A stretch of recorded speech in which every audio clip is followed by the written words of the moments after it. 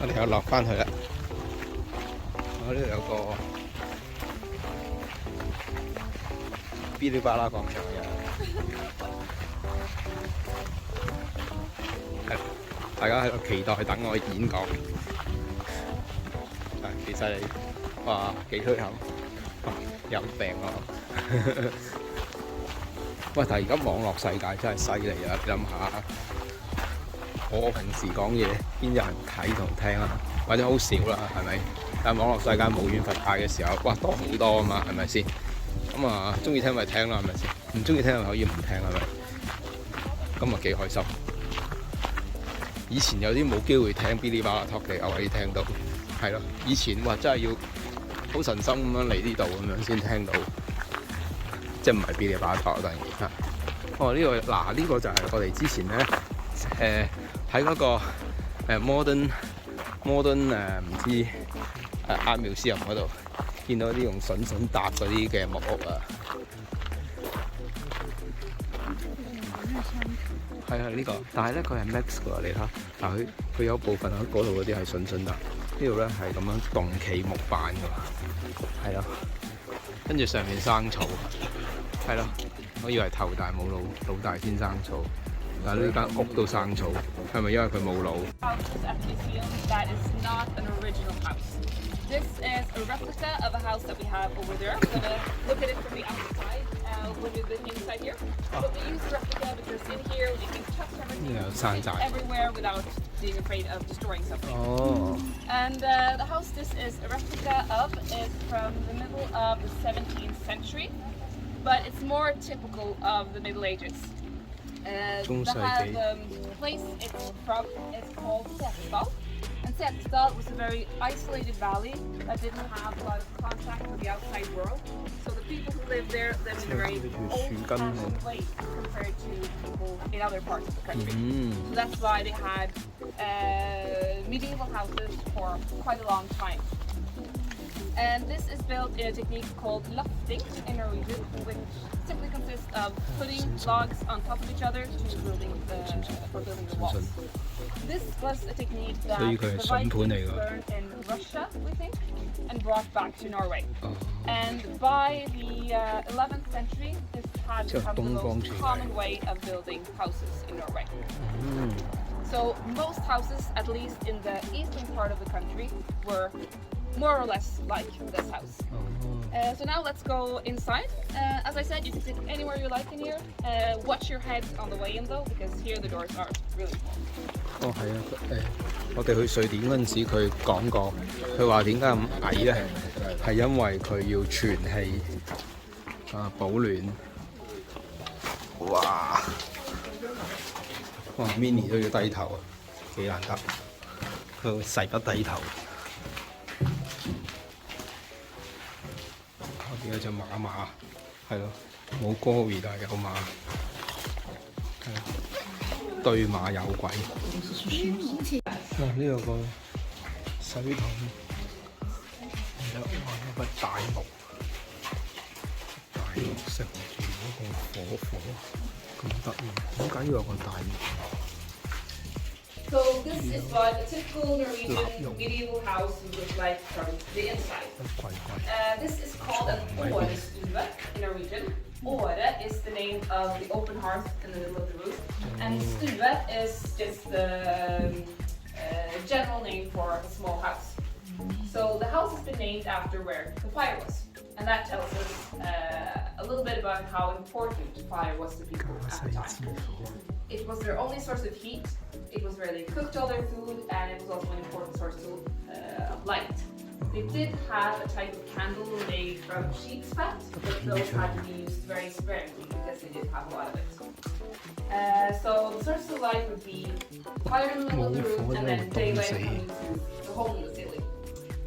So as I said, in the first house, having windows was not common until the 18th century. So daylight would have to come through the ceiling instead. And this is also where the smoke from the fire would escape. But despite having this hole, there would be a lot of smoke inside a room like this, which you can tell by looking at the walls.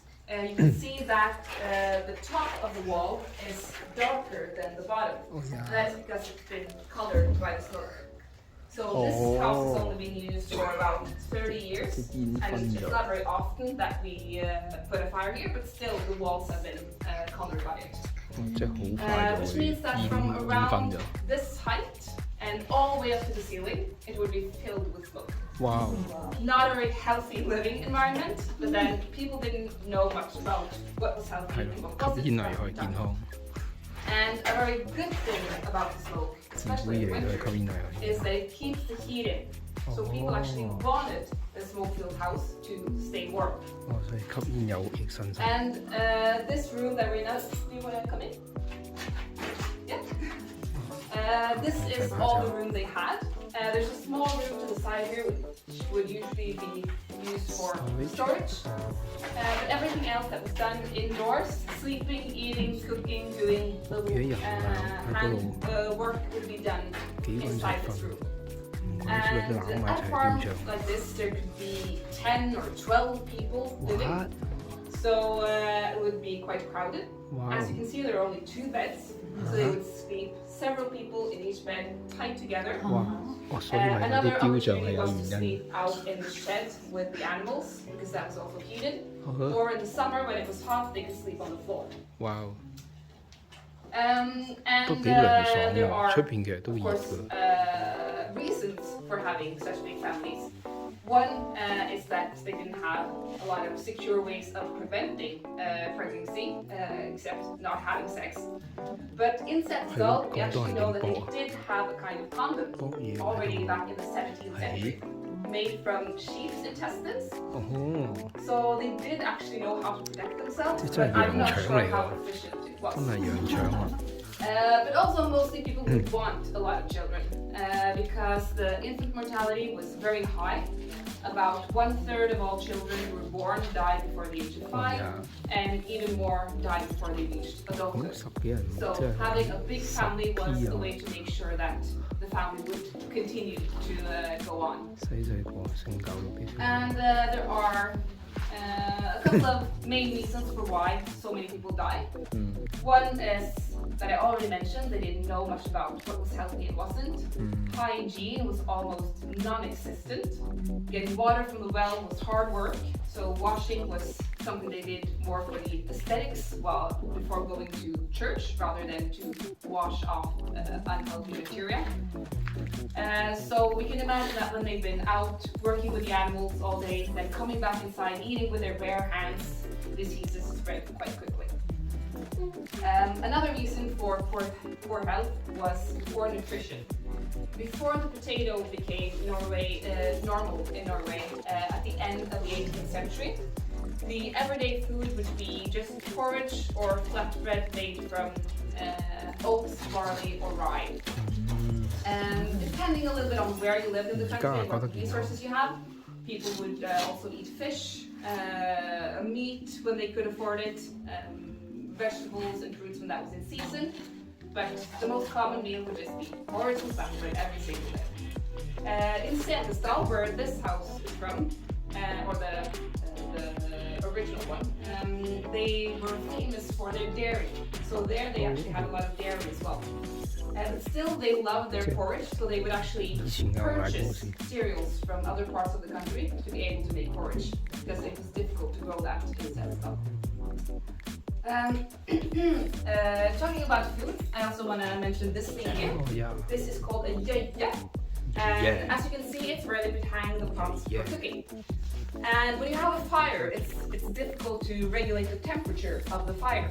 So if you want to regulate the temperature while cooking, you can use the jøye. Now it's above the middle of the fire, which means they would have the most heat. So if they wanted a little less heat, they could just pull the jøye to the side and then have a little heat. And then on the edge of the jøye here, you can see that there's a carving of an animal's head. Does anyone want to guess what animal that is supposed to be? It doesn't look like it. To give you a hint. Yes. Snake. Snake.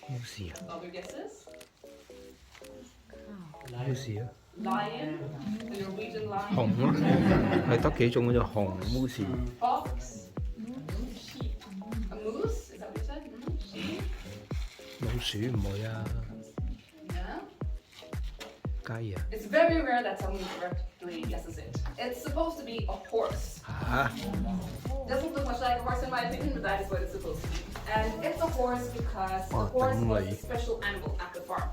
The other animals were just used for food or getting wool from the sheep, but the horse was a working animal that could make the farmer's life easier by plowing the fields, pulling timber in the woods, and the horse was also a symbol of fertility and strength. So we find horses on a lot of decorations from this time. And in Setesdal, it was a common tradition to sacrifice the yo-yo horse when someone was getting married. 哦， They couldn't sacrifice the real horse because that's way too valuable to sacrifice. So they had to pretend to sacrifice the yo-yo horse instead. And how that happened is the groom would take his knife and throw it at the neck of the yo-yo horse. 哦， If the knife stuck there, that was a very good sign for the marriage. If he hit the neck but the knife fell back out, it was kind of a, yeah, maybe it could go nice, maybe it could go really bad. But then if you completely missed, it was a very bad sign for the marriage. And I would say anyone sitting around this area. I also have to talk a little bit about the doors. As I told you, and as you noticed on your way in, they are quite small. Now, people were a bit smaller back then, but they weren't that small. So why do they have such small doors?